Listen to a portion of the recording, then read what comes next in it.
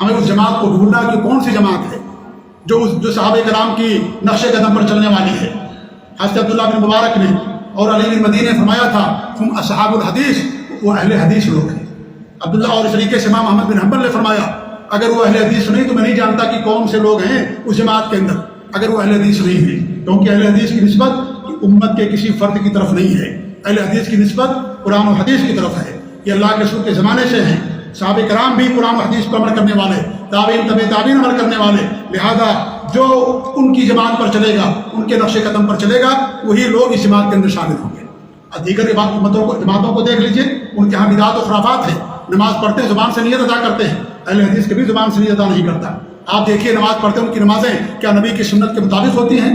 آپ عقائد دیکھ لیجئے، ان کے عقائد میں کس قدر خرافات، کس قدر عقائد کے اندر انحراف، اللہ کے بارے میں، اللہ کی صفات کا انکار، ان کے ہاں جو صوفیت اور اس طریقے سے ان کے ہاں قبر پرستی اور بدعات اور خرافات کی بھرمار لگی ہوئی ہے۔ آپ دیکھیں عقیدے کے اندر، آپ دیکھ لیجئے کس قدر ان کے ہاں پایا جاتا ہے، منہجوں کے اندر دیکھیے کس قدر ان کے منہج کے اندر خلل ہوتا ہے۔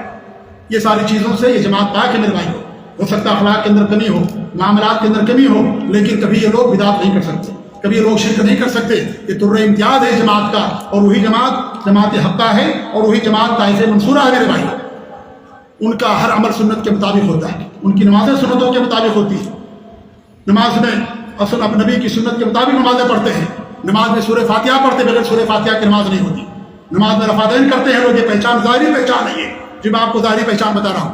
بدعات اور خرافات وہ نہیں کرتے میرے بھائیوں، وہ دین کی طرف لوگوں کو تبلیغ کرتے ہیں، دین کی طرف لوگوں کو بلاتے ہیں، لیکن توحید اور سنت کے لوگوں کو دعوت دیتے ہیں۔ کوئی خاص کتاب نہیں پڑھتے، وہ فضائل اعمال نہیں پڑھتے، کوئی اور کتاب نہیں پڑھتے، اور اس طریقے سے کیا نام ہے تفہیم القرآن ابو اعلیٰ مودودی کی اور اس طریقے سے لوگوں کتابوں کو نہیں پڑھتے، وہ کتاب اللہ اور سنت رسول کو سلف صالحین کے فہم اور ان کے عقیدے کے مطابق سمجھتے ہیں۔